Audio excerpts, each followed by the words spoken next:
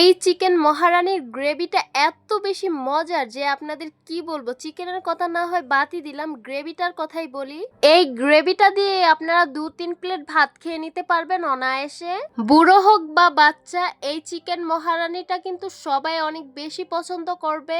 আসসালামু আলাইকুম বন্ধুরা, সবাইকে সিস্টার্স কিচেনে স্বাগতম। আবার একটি নতুন ভিডিও নিয়ে আপনাদের মাঝে চলে এসেছি।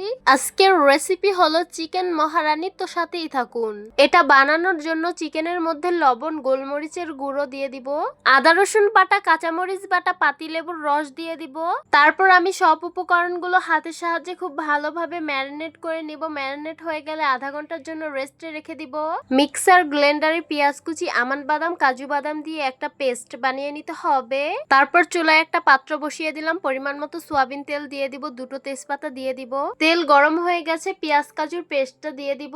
পেঁয়াজের পেস্টটাকে কিছুক্ষণ ভেজে নিব। পেঁয়াজটা ভাজা হয়ে গেলে এর ভিতরে আদা রসুন বাটা দিয়ে দিব। তারপর 2 থেকে 3 মিনিট এটাকে সুন্দরভাবে কষিয়ে নিতে হবে। স্বাদ মতো লবণ দিয়ে দিব।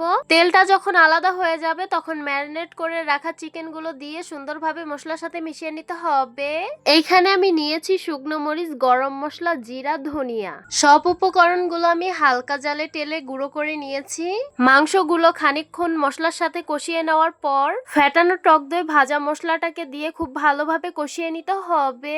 মাংসটা যখন সম্পূর্ণভাবে ভালোভাবে তেলটা পুরো আলাদা হয়ে যাবে তখন এর মধ্যে পরিমাণ মতো পানি, 1.5 চামচ চিনি দিয়ে খুব ভালোভাবে নেড়ে ঢেকে রেখে দিব 15-20 মিনিট। 15-20 মিনিট পর চুলা থেকে নামিয়ে নিলেই তৈরি হয়ে যাবে চিকেন মহারানী। খেতে অত্যন্ত সুস্বাদু, বানানো খুব সহজ। এই তো গরম গরম চিকেন মহারানী পরিবেশন করে নিলাম। দেখতে খুবই লোভনীয় লাগছে আর খেতে কিন্তু খুবই সুস্বাদু হয়েছে।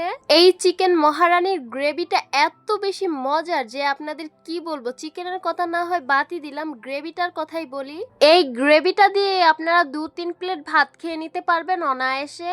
বুড়ো হোক বা বাচ্চা, এই চিকেন মহারানীটা কিন্তু সবাই অনেক বেশি পছন্দ করবে। তো আশা করছি আজকের ভিডিওটা আপনাদের কাছে অনেক অনেক বেশি ভালো লাগবে। ভালো লেগে থাকলে আমাদের ইউটিউব চ্যানেলটি সাবস্ক্রাইব করবেন, আর যারা আমার ফেসবুক পেজ থেকে দেখছেন পেজটিকে ফলো করবেন। সবাই ভালো থাকবেন, সুস্থ থাকবেন আর সিস্টার্স কিচেনের সাথেই থাকবেন। আবারও কথা হবে কোনো নতুন ভিডিওতে। তাহলে আজকে এই পর্যন্তই। আল্লাহ হাফিজ।